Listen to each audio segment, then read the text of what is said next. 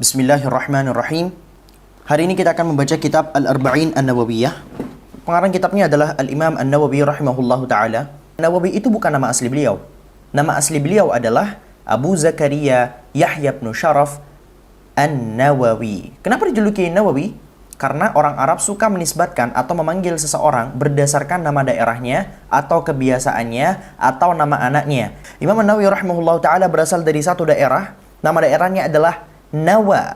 Di mana itu? Di Syam, di Suria. Nawa ini berasal dari satu daerah yang lebih besar lagi yang bernama Dara'a. Al-Imam An-Nawawi rahimahullahu ta'ala juga saking fokusnya beliau dalam menuntut ilmu, beliau sampai-sampai tidak menikah. Alasan kenapa beliau gak nikah, tentu saja al-ilmu indallah. Tapi para ulama, para muhibbin Imam Nawawi setelahnya mereka-reka. Apa penyebabnya? Ada yang berpendapat karena Imam An-Nawawi mengambil mazhab yang menyatakan bahwa menuntut ilmu lebih besar pahalanya dibandingkan menikah. Ada yang berkata bahwa Al-Imam An-Nawawi hakikatnya mau menikah tapi gak sempat, akhirnya beliau meninggal. Dan seterusnya begitu. Judulnya adalah Al-Arba'in An-Nawawiyah. Al-Arba'in artinya adalah 40. An-Nawawiyah nisbat kepada Imam An-Nawawi. Mari kita bahas satu-satu. Bismillahirrahmanirrahim. Terjemahan dari Bismillahirrahmanirrahim ini banyak banget. Semua bersepakat arti Bismillah dengan menyebut nama Allah. Yang mereka tidak bersepakat adalah Ar-Rahman dan Ar-Rahim. Kalau kita kembalikan ke terjemahan yang paling masyhur, Ar-Rahman, Ar-Rahim. Maha pengasih lagi maha penyayang. Sifat Ar-Rahman adalah sifat kasih sayangnya atau sifat rahmatnya Allah yang ada di dunia dan ada di akhirat. Dan ini menimpa orang muslim dan juga orang kafir. Ar-Rahim hanya berlaku di akhirat saja dan itu terkhusus bagi orang Islam. Itu makna dari ulama yang pertama. Segala puji bagi Allah Tuhan semesta alam, penguasa langit dan bumi, yang mengatur seluruh makhluk, yang mengutus rasul-rasul. Salawat Allah dan salam Allah senantiasa tercurahkan kepada mereka para rasul. Ilal mukallafin, kepada sekalian mukallaf, orang-orang yang telah terkena beban syariat, untuk menunjukkan kepada mereka dan menjelaskan ajaran-ajaran agama dengan dalil yang pasti dan bukti-bukti yang nyata. Aku memujinya atas semua nikmat-nikmatnya dan aku memohon padanya penambahan karunia dan kemurahannya.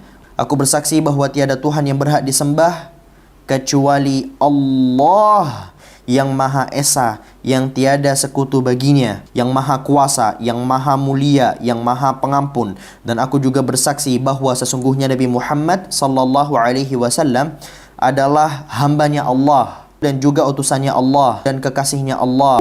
Dan juga sama, bisa kita manakan kekasih, paling mulianya, paling utamanya makhluk yang pernah ada, yang dimuliakan dengan Al-Quran yang agung sebagai mu'jizah yang kekal sepanjang masa, dan juga dimuliakan dengan sunnah-sunnah yang menerangi bagi orang-orang yang mustarsyidin, orang-orang yang menghendaki petunjuk, orang-orang yang mau menerima petunjuk, yang dikhususkan dengan memiliki kata-kata yang singkat dan padat. Salawat Allah dan salam Allah semoga tercurahkan kepada seluruh para nabi dan seluruh keluarga-keluarga para nabi itu dan semua orang-orang saleh. Adapun setelahnya, maka telah diriwayatkan kepada kami dari siapa? Dari Ali bin Abi Talib, wa Abdullah bin Mas'ud, wa Mu'adz bin Jabal, wa Abi Darda'i, wa Ibn Umar, wa Ibn Abbas, wa Anas bin Malik, wa Abi Hurairah, wa Abi Sa'id al-Khudri radhiyallahu anhum. Dari jalur riwayat yang banyak berdasarkan riwayat yang begitu beragam macamnya, bahwasanya Rasulullah bersabda,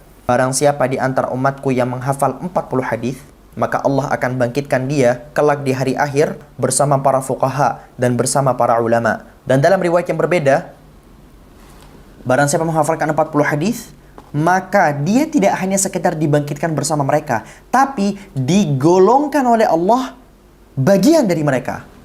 Bagian dari orang-orang faqih, bagian fuqaha, bagian dari golongan ulama. Fi riwayat Abi Darda'i radhiyallahu an, wa kuntu lahu yawmal qiyamati syafi'an wa syahidan.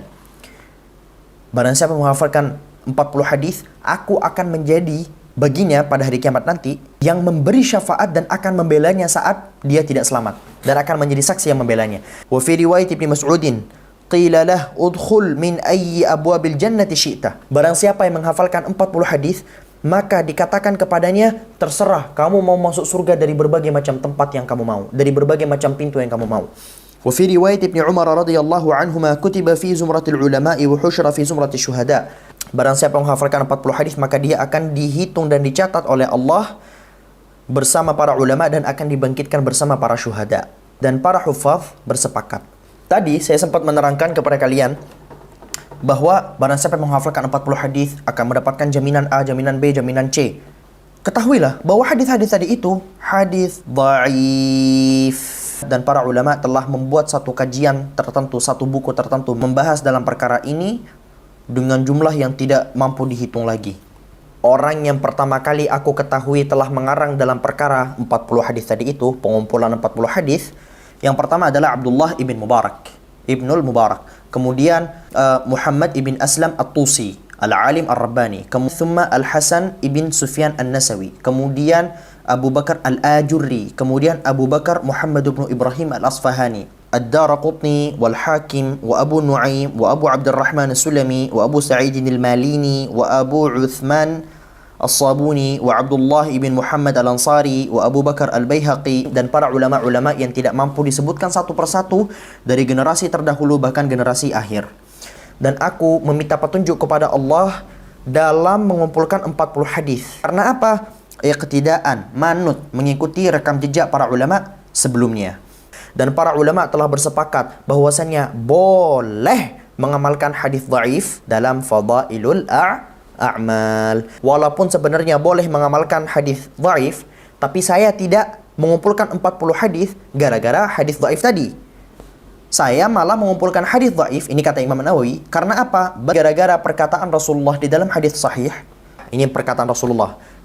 Hendaknya lah orang di antara kalian yang sudah mendengar, yang sudah menyaksikan, agar menyampaikan kepada orang yang belum menyaksikan dan belum mendengarnya.